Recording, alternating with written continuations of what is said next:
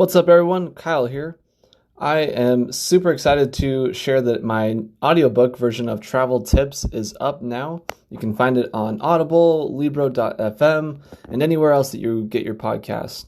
Go check it out and buy a copy. It also has 30 minutes, a little over 30 minutes of bonus commentary that isn't in the actual book, so that's a little added bonus. But go check it out. I appreciate all the support, and I hope you guys enjoy the episode.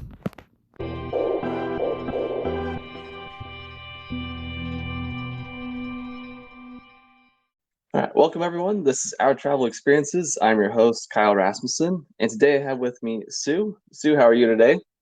I'm great, thanks, Kyle.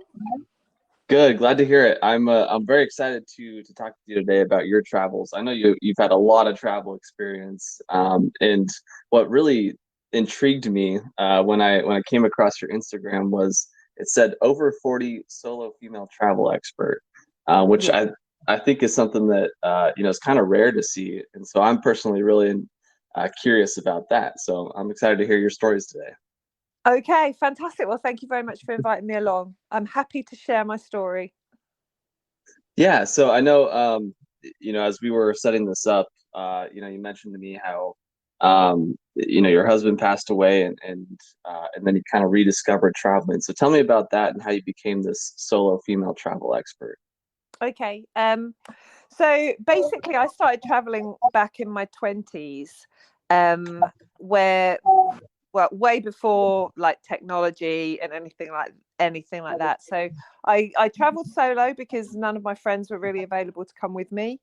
And I think it's kind of where I found myself. I discovered who I was. I kind of came back feeling I could conquer the world, really, because you get, I feel, well, certainly for me, I got myself into a lot of situations and I got myself back out of them. Um, and it grew my confidence. It's kind of like if you can deal with that, you can deal with a lot of other stuff. Hmm. So I came back with the intention that I was going to just continue to travel and book more trips, but I just needed a job to get some money together before I did that. Always Um, important. yes, exactly. So my plan was to work for 3 months, get the money, go to India. I worked for 6 months. In the process, met my husband, um, and ended up staying where I was for 18 years. Oh, And wow. got married, and we were together for 18 years. So we traveled a lot together, but we only had like 25 days holiday a year, which I know is a lot more than you get in the States. Oh, yeah, for but sure. but it was really limited as far as we're concerned. But we kind of like made the most of every single day, and had a lot of fun in the process. Um, so then back in 2014, unfortunately, he went into for heart surgery and didn't come back. So I was kind of like, well, how I try and explain it to people is it's like everything that you know about life and everything that you know about your future and expect to happen is just disappeared overnight. And I felt a lot of loss, but I also felt very lost. It was like I'd lost my right arm that had been there through everything for the last 18 years. And my friends and family rallied round, and they recognized my passion for travel. Everybody knew I loved traveling. And so the first year after I lost Terry, my husband, they invited me. I kept getting these phone calls saying, "Oh, I'm going skiing. Would you like to come? I'm going to Borneo to look for orangutans. Would you like to come? I'm doing all of these lovely trips that people wanted to do, and they invited me along, and I said yes to absolutely everything. Um, I think it was how I'm trying to explain it to people as well. It's like home is in normal life. Home is your sanctuary. It's where you're most yourself. But home was no longer that for me, and so traveling allowed me to kind of break up that first year where I'd be at home for 6 weeks or something trying to deal with what was happening, and then I'd go off and have friends and family around me to kind of like nurture me throughout those trips. And it was for me it was a way that helped me to deal with things, to get distracted, and just to be able to get through that first year, really. And then when I came to the end of that first year, I realized that firstly, the invites would at some point dry up, because there comes a point when you're not the topmost in everyone's mind to invite on these trips. And I also thought that I would always be doing the things that other people wanted to do and not the things that I wanted to do. So I decided it was kind of time to start taking control again, I guess. And I created a list. So it was effectively a bucket list. But the whole idea of a bucket list is things to do before you kick the bucket, or things to do before you die. And that was a little too close to home to me. So for a long time, I had a list of 117, quite specific. My list of things is all I called it. And a lot of it was based around travel. Some of it wasn't, and some of it was very basic, like swimming a mile or making a pavlova with my grandma's recipe and stuff like that. But a lot of it was kind of like huge things that I wanted to do, and a lot of them were travel based. And I effectively used that as a roadmap for the next few years, always looking for, well, what else is on my list, and what can I do next. And as I say to a lot of people, it's kind of the travel that I did in those next kind of 4 or 5 years, I guess, helped me to find my way back to myself. It gave me the chance to breathe and to grieve and to heal, and to really kind of find out who I was again. After I found myself the first time, I then was part of a couple for 18 years. And then I came out of that, and it's really I think just doing it on my own forced me into those situations again, and really made me thrive. Yeah. I gotta say, I'm sorry that you've had to go through all of that. Thank you. I can't imagine, just like you said, like having your right arm kind of ripped off, sort of thing. You don't wish that on anyone. I'm curious, I think it sounded like it really helped to not necessarily lean on family and friends, but keep yourself busy and doing something to get your mind off of it and just think about other things. Yes, I'm a master of the power of distraction. So so going out and doing other things and seeing, I kind of have this belief, and I saw it in a friend of mine who I went to Vietnam with last year, that when you travel, and I think particularly when you travel alone, it's like mindfulness on steroids, because everything you do requires so much concentration, that from just finding something to eat, to tasting something completely different, to deciding where you're going to go, to even crossing the road, particularly somewhere like Saigon in Vietnam, kind of everything you do requires so much concentration that it helps you to just be really present. And I think that helps to just clear your mind of all of this other stuff that is going on, and can help you to kind of really make some life-changing decisions, or to deal with a lot of stuff, which is obviously what I was doing at the time, and still am to a certain degree, Yeah, I think you put that really well. I think especially like in a country where you don't speak the language and it's very different from what you're used to, like your senses are all on overload. You have to be very in the moment and present. Absolutely. I think that's therapeutic and also, challenging, and helps you kind of grow and fortify your mind as well. Yeah, absolutely. Yeah.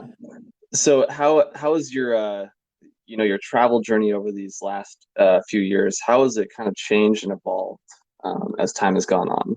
Oh, well, I have this whole different. It's interesting because I was examining a while back about how I've how I travel and how the travel that I've done has changed through the decades. So I'm in my 50s now, and I know when I was in my 20s, it was all about meeting people, and everything was budget, everything was backpacking. It was the cheapest room I ever stayed in was £1.20 a night, which is Oh my God. yeah, $1 a night, yeah, dorm room in Indonesia. But it was everything was as cheap as you could possibly get it, and I enjoyed meeting loads of new people. So that was kind of my 20s, and then when I moved into my 30s, that was when I was with my husband. So then I was earning enough money to do things in a very short trip. So we'd cover a lot of ground. We'd only stay places for a few days, but it was when things went up in terms of how much I was spending on my travel, and just the things that I was doing. When you're in a relationship or when you're with someone who else you're traveling with, everything's a compromise. So some things will be what you want to do, other things will be what other people want to do. And then so when I next started on this solo travel adventure, I was in my mid 40s when I lost Terry. And it's kind of I've now embraced the whole idea of slow travel. And I take my time, and where everyone else would go away for, I don't know, maybe a week, 2 weeks, I really want to get into the nitty gritty of a place. And so I'll stay for a month. Wow. Yeah, and I'm lucky to be able to do that. That's yeah, very fortunate for my part. But also I kind of look for activities and things that I want to do in a place that will keep me active and will keep me engaged. So initially it was about meeting people as I went. So I did things like I went to Cuba to learn Spanish and lived there for 2 weeks in Havana, learning Spanish. I learned to sail and went did a sailing regatta. I volunteered at a wildlife sanctuary in Namibia. So it's kind of like everything almost has a purpose to it, and I just take my time. And I kind of do quite a lot of budget. I prefer to stay in more local areas. I'm not big on resorts. I find resorts are kind of firstly a bit impersonal. And so I like to stay more local places, but not so much the hostels anymore. I think I'm not that I have stayed in a lot of hostels, and not that sometimes I don't stay in places that are very like a hostel, but it's not all about the cheapest room and the cheapest bed I can get anymore. It's kind of like where I feel most comfortable is locally owned places, usually small places. I like bed and breakfast type of accommodation, or bed without the breakfast. Yeah, and so that I think is kind of how I travel more now. I have a purpose. I'll stay for a long time and kind of like try and make it as much of a local experience as I can. Yeah, I love that. I think to truly understand a place, you got to take that extra time and really get into the nitty-gritty, like you said.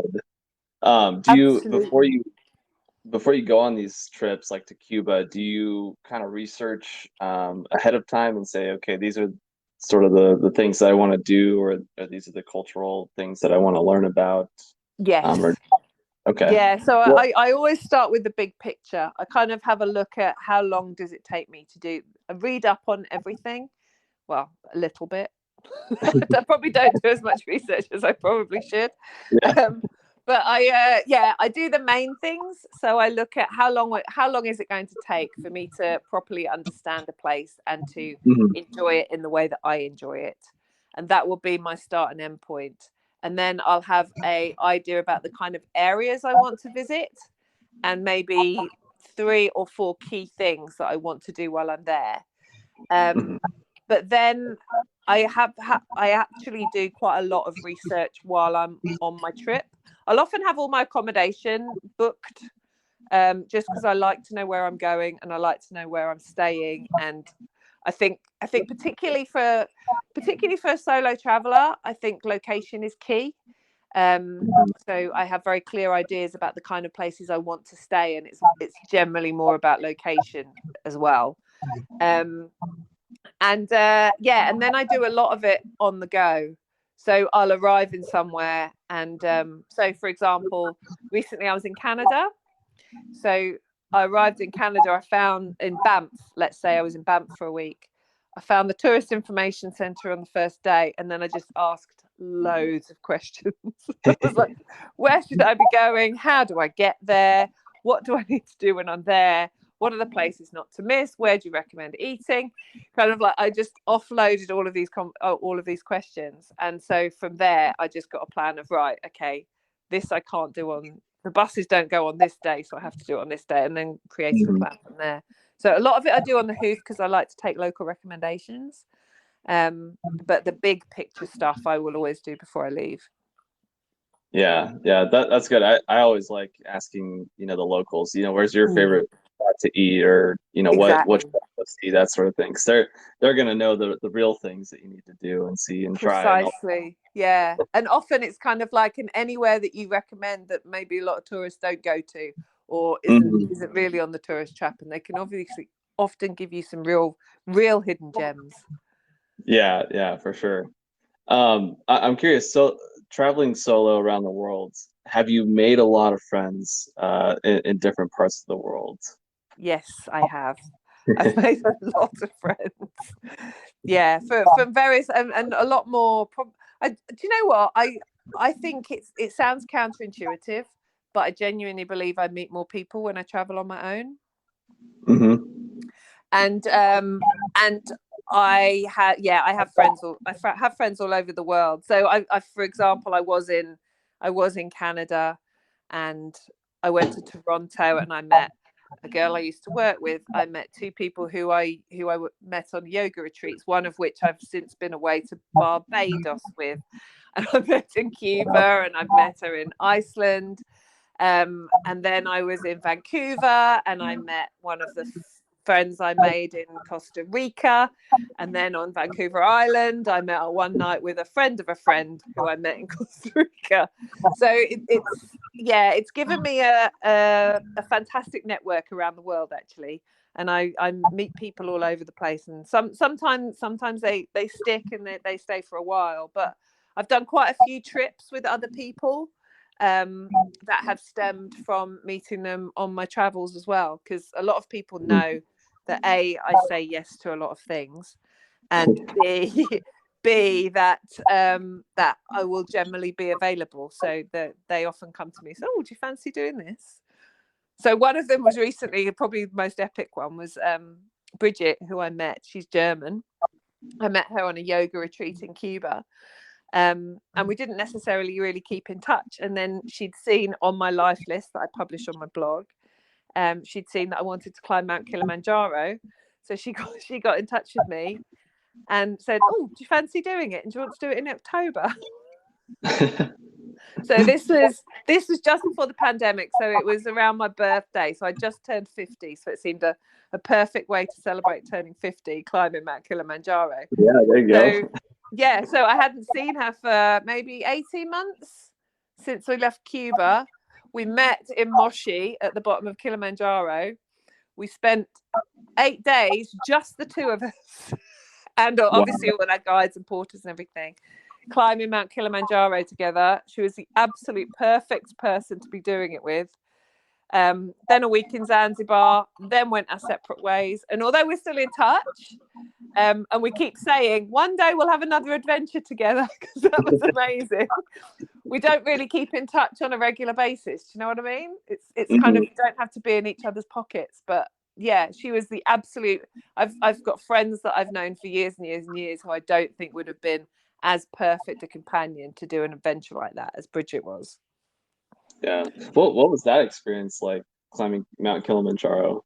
Oh, it was one of the hardest mental and physical challenges of my life. It's hard. Yeah. I think I rebelled a little bit, because it's one of those things that everybody says, oh, I know someone who did that, and they did it, and everyone always seems to know someone who made it, and therefore assumes that it's easy. But yeah, it's not easy at all. I got altitude sickness a couple of times, which was really not pleasant. And yeah, and it's that whole summit night. We went on a full moon, and it was yeah, we were woken up at 11 o'clock to start climbing at 12, and you're right in the snow line, and you climb up until sunrise. So we literally just reached the peak at sunrise, which was it was an amazing achievement, and kind of something I will never ever forget. But then you've got another hour until you get to like the proper peak. So you get to the summit, and then you have to go to the peak, which is another hour. Everything is very, very slow. But actually, the worst thing that no one ever tells you is then coming down is hard work. Yeah. I don't think we ever realized that, you know, going down can be just as hard as going up. Oh, it was relentless. I have a sense of humor about most things and an enthusiasm about pretty much everything, and I was losing both of them on the way down. me and my friend were in tears. It was all sorts, just find the camp. We just want to stop. Yeah, it's fairly relentless and boring, and you don't really have that same goal anymore. It's kind of yeah, hard work. Well, I mean, dude, that's an amazing accomplishment, though. So kudos to you on that. Oh, thank you. It was amazing. I would recommend anyone to do it, although some of my friends have said I really wanted to do it until I read everything you've written about it, and I'm not interested anymore. I'm like, oh, wasn't quite my intention. That's funny. Yeah, so was that something that was on your list of Yes. things to do? Yes, so that was on my original 117 list, and I'm sorry, I didn't actually say, I called it my life list in the end. So it went from my list of things to then I called it my life list, and it was more about my list to bring me back to life, as opposed to my list of things to do before I die. And I still have my list, and I still refer to it, and I'm still following things, but it's not as clear a focus and a roadmap as it was. But yeah, climbing Mount Kilimanjaro was one of those things, as was going to Machu Picchu and hiking the Inca Trail.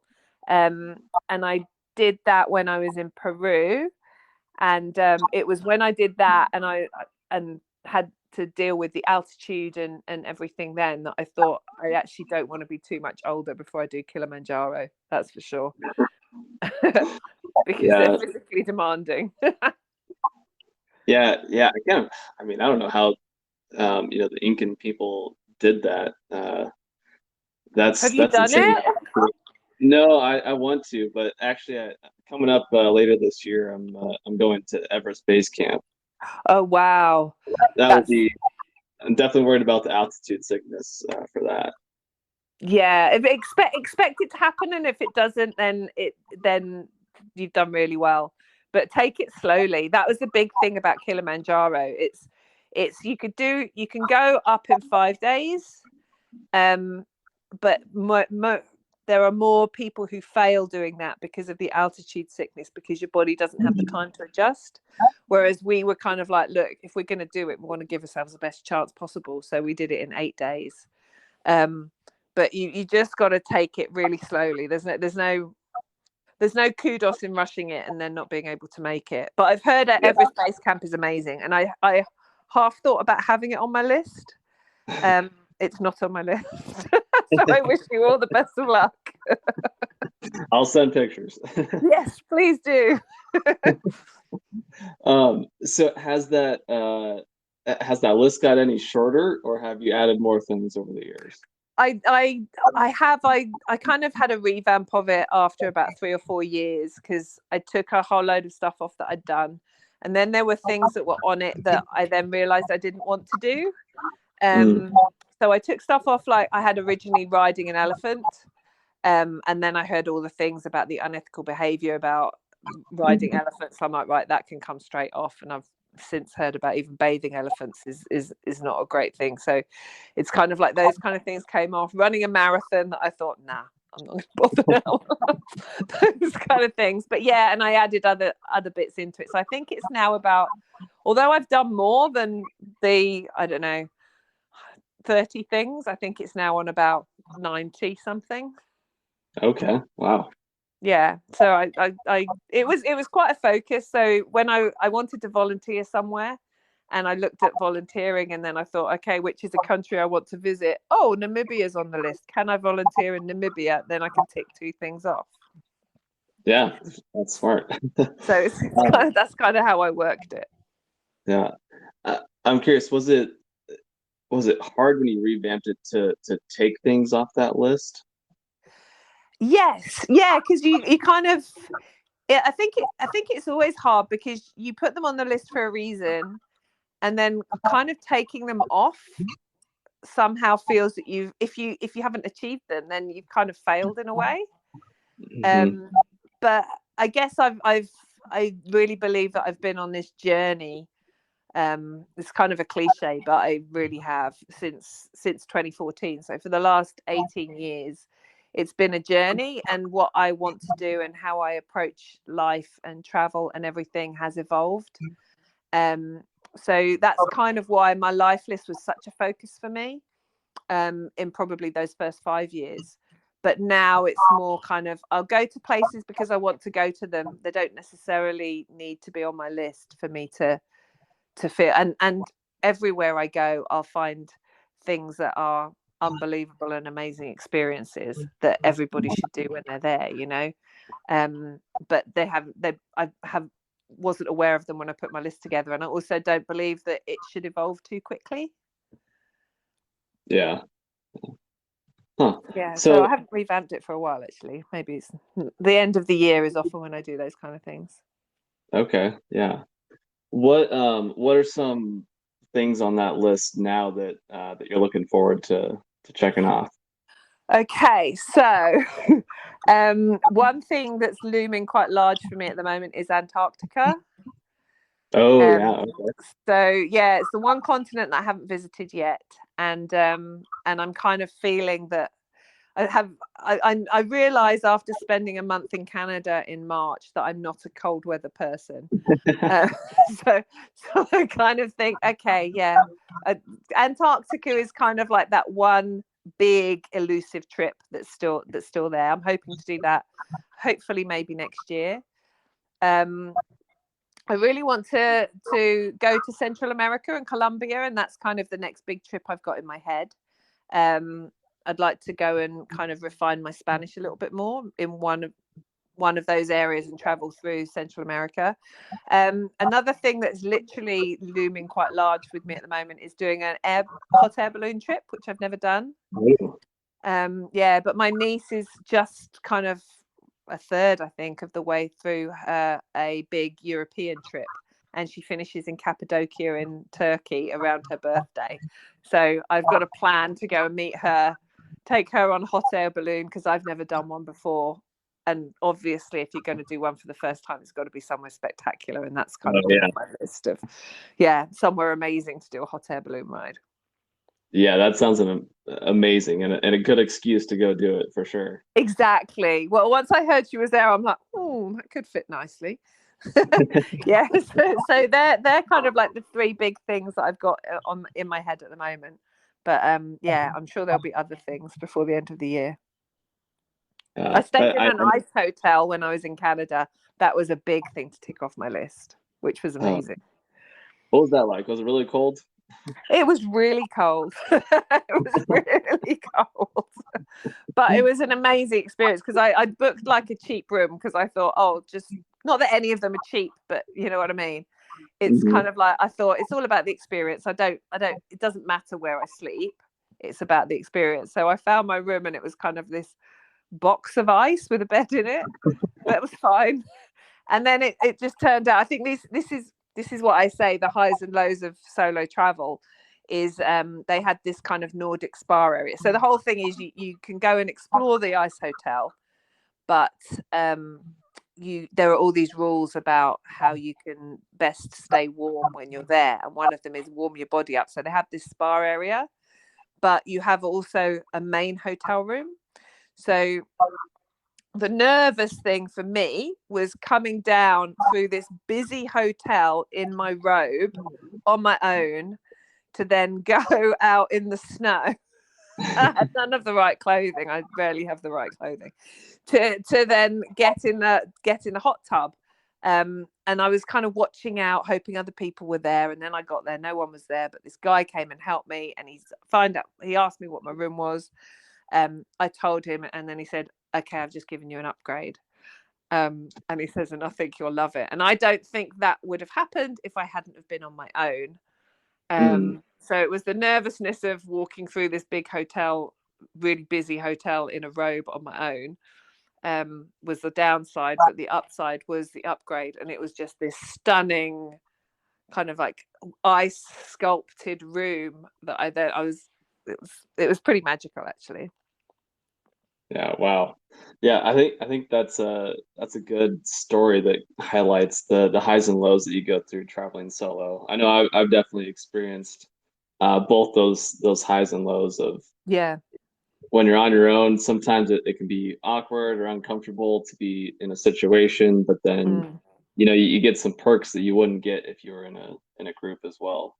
Yeah, absolutely. And it's stuff like people can't always do things for more than one person. And it's even going out and eating in a restaurant on your own is the numbers of times I've just walked past. I don't tend to go out in the evening when it's really busy, because I feel you kind of get better service and stuff and everything kind of in the afternoon. But it's very rare that you will join a queue and stay as one person in a queue. Normally you can bypass the whole thing and just go and sit down.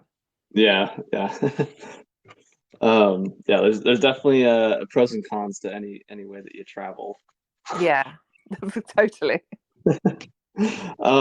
So when did you become a travel coach? So I got my certification at the end of last year. So during my 18-year career, I was in sales and sales training and sales management.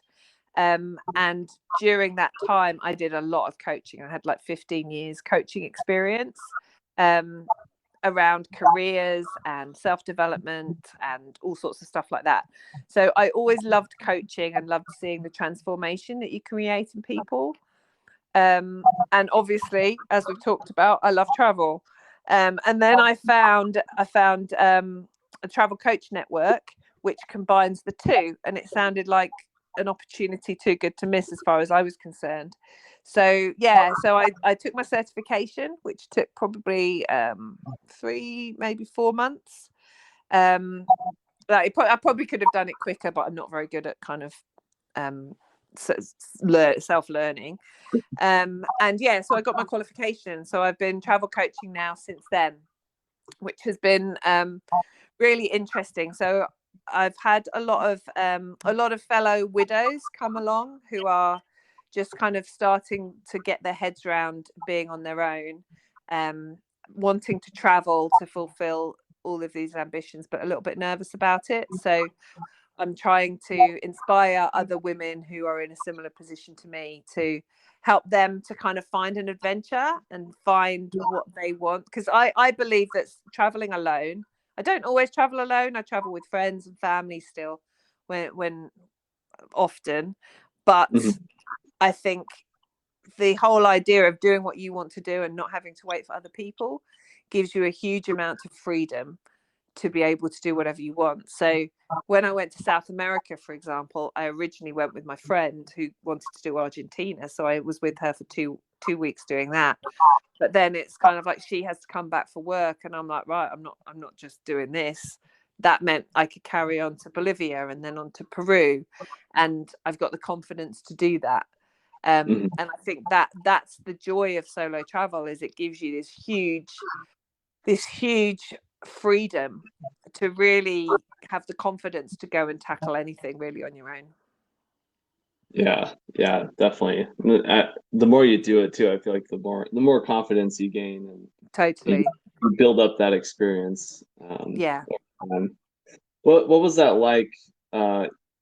Starting to find these other women who have lost spouses, and now are coming to you for travel coaching.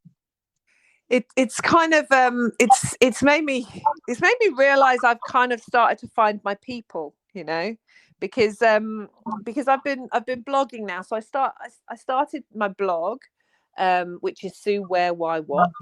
And I started that because I felt that I was able to travel on my own after all of this had happened to me later in life, probably not conventionally when a lot of people do it.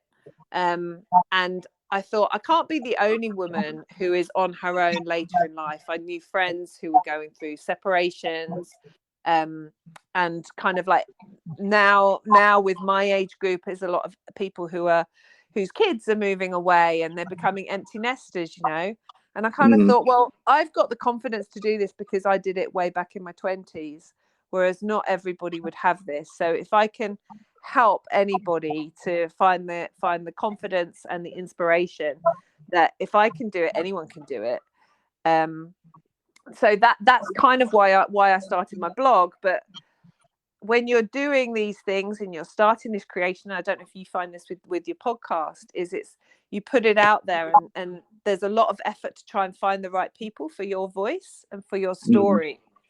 And it's when people then start to find you, and your message is resonating with other people, that it gives me this huge sense of I'm getting where I wanted to be. I feel I've got this thing which I think will benefit a lot of people, but there's so much noise out there that it's how do I get to the people that I think I can help. So when I've had chats with these women who have finally found me, and I believe I can help them, and I can see in them where I've been, you know, where how lost I felt and how stuck I felt, and how freed I became through travel, and through travel particularly on my own. And I'm not saying everybody has to travel on their own, they don't at all, it's not for everybody, but I believe it's given me the freedom. But I also believe that travel and just trying it, even just a couple of days before or after a trip, or going local, going away for a weekend on your own, or something like that, to just kind of get your juices flowing and see if you'd like to do that. So that's given me a huge sense of satisfaction, actually. And I believe there's a lot more women out there who are like me, maybe don't have the confidence that I can help. It's just finding the right channel to allow them to find me. I think that's probably where I'm coming from on it.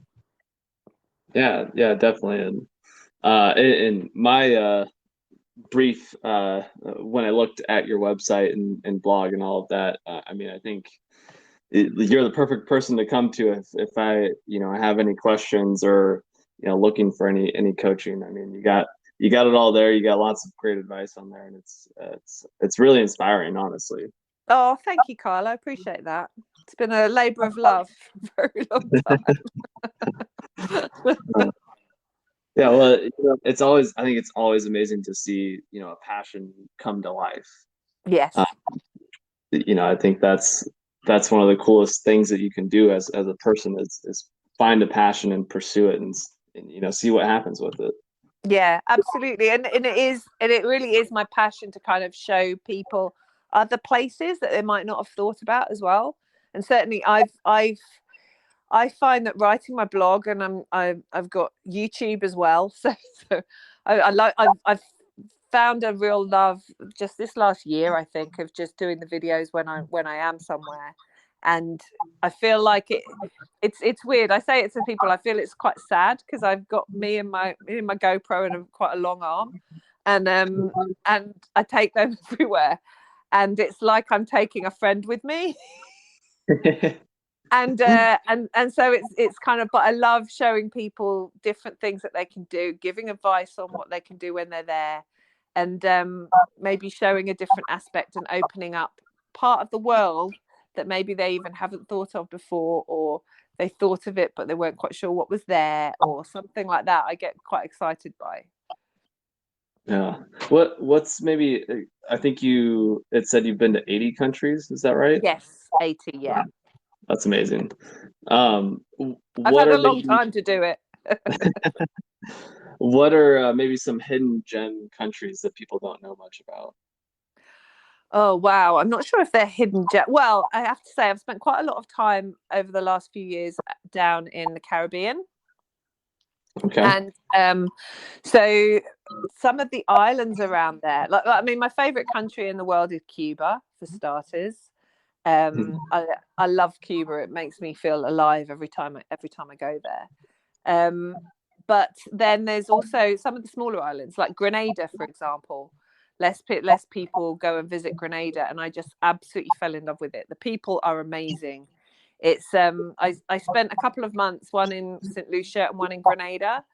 And I felt that in St. Lucia, there's so much tourism and people take it for granted. Whereas in Grenada, they kind of appreciate it more, but on a more even level. So in St. Lucia, when people say hello, it's kind of like they're saying hello because they want something from you.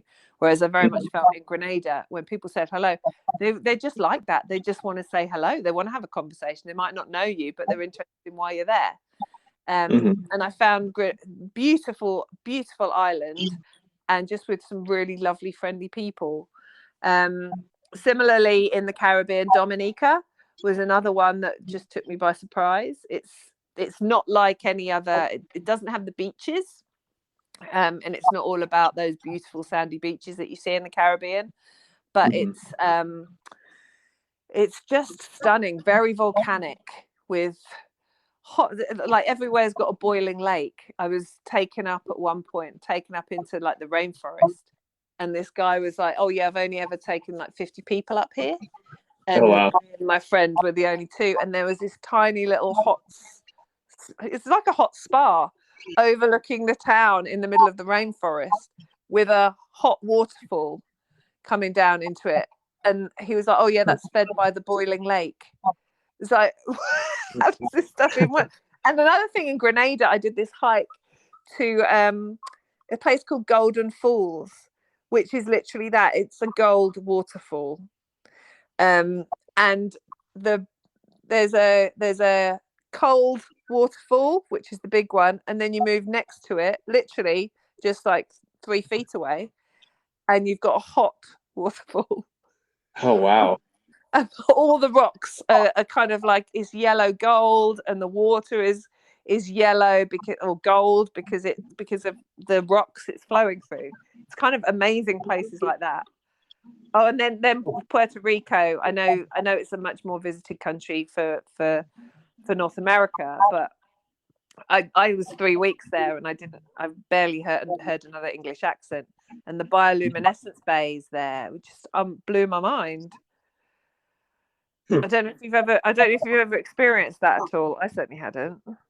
No, that's something that I've always wanted to see.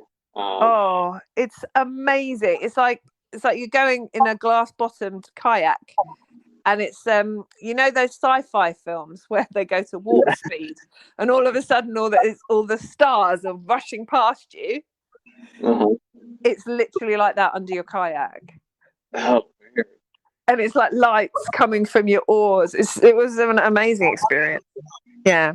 But closer to home, Iceland. I know it's quite commonly visited, but Iceland was amazing, but less so. Well, no, Reykjavik, Golden Circle, and everything. But I also went up north to a place called Akureyri, and some of the areas around there are like the landscapes and things are just amazing. And again, the people were fantastic. So that's close to home for me, is Iceland. I'd say that. To be honest with you, everywhere I go, I love. Yeah. For whatever reason, there aren't that many places I go and say, "No, I wouldn't bother." Yeah, I'm the same way. It's just every place I think is unique, and yes, if you go in and just are there to just experience it and get to know it, I can really appreciate any place you go to. Yeah, totally. And even Scotland, I didn't think there was much point in Scotland, just because I live so close to it in the UK. And then during lockdown, when we couldn't go anywhere else, me and my friend took a road trip up to Scotland and the Highlands and Islands, and it just blew me away. So much so that we went the year after as well and did like the North Coast 500 route all around the north coast of Scotland. and absolutely beautiful, and became one of my favorite countries. It's so stunning. And Ireland as well. I've got plans at the moment to kind of take my car over to Ireland and do the Wild Atlantic Way, which I've done a little section of, but again, really enjoyed that.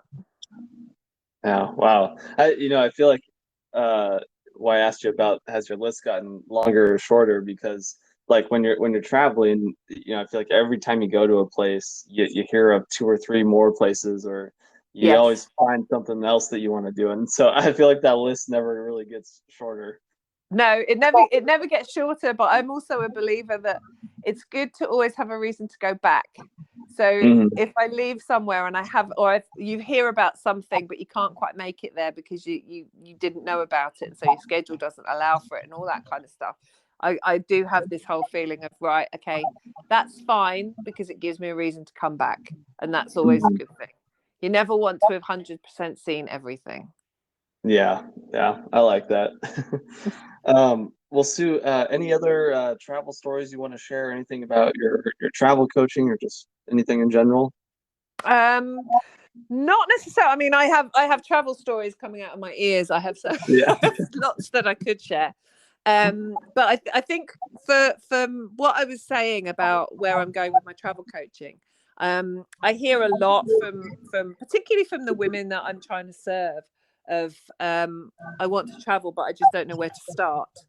And so I'm going to be developing a course over the next couple of months to really help anyone who, and it's not necessarily, obviously there will be quite a heavy element about solo travel, but like I've said before, it's not just about that. It's about kind of finding your own adventure, I think. And so I'm literally going to be putting together something which is like, this is where you start when you have no idea. And I'm planning for it to be a very practical course, that by the end, everybody has something booked, or starting to book, or in the plan, or in the diary, or something. So it's kind of, I want to cover everything that you need to know before you go, based on all of those lessons that you and I and everybody else who's traveled extensively has picked up over, for my case, 30 years, and I'm still learning new ones. Yeah, I like that. I think sounds really exciting, and I think is a great resource for people that are looking to travel. So thank you. Where can people find your travel coaching at? So my blog is Sue Where Why What. So lots of people can't remember that. So it's Sue. Where do you go? Why do you go there? And what do you do when you're there? Is how I try and structure everything. So, and I'm on all platforms. So my YouTube is Sue Where Why What. Instagram, Facebook, LinkedIn, Twitter, basically everything. Sue Where Why What. And anywhere that people like to hang out, go and find me, and connect and have a look and see if there's anything you can get from that. And by all means, get in touch. I offer 15-minute discovery calls too, to see if travel coaching is something that's for you. So that's an opportunity for anyone who wants to sign up and join my journey.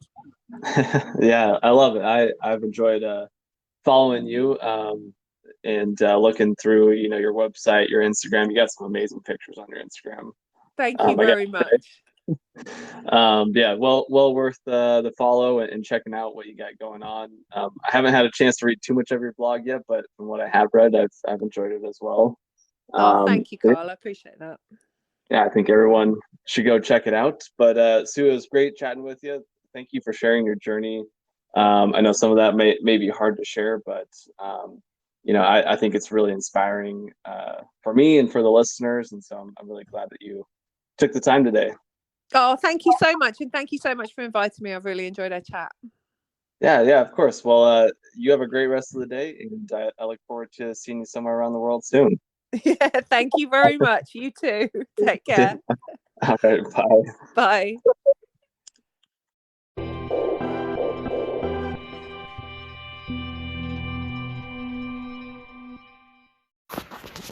Hey everybody, Kyle here. If you enjoyed today's show and want more, you can always check out every episode on Spotify, Anchor, YouTube, and now Amazon Music as well. Just search for Our Travel Experiences on any of those platforms and it will pop up. You can also find everything all in one place on my website, ourtravelexp.com. And if you want to see my travel pictures as well as travel pictures from guests on the show, you can check them out on Instagram. The page is called Our Travel Experiences Podcast. And if you want to share your own pictures on the Instagram page or be a guest on the podcast, you can message me via that Instagram page or email me at ourtravelexperiences@outlook.com. I would love to see your pictures and hear about your travel experiences, so please send them my way. And if that isn't enough for you, make sure to check out my weekly YouTube show, From Around the World Fridays.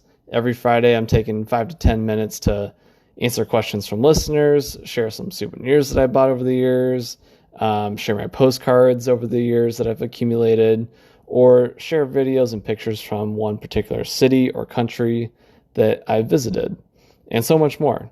So check it out, guys. You won't be disappointed. And make sure you go subscribe to that as well. Thanks again for listening, and I'll see you somewhere around the world soon.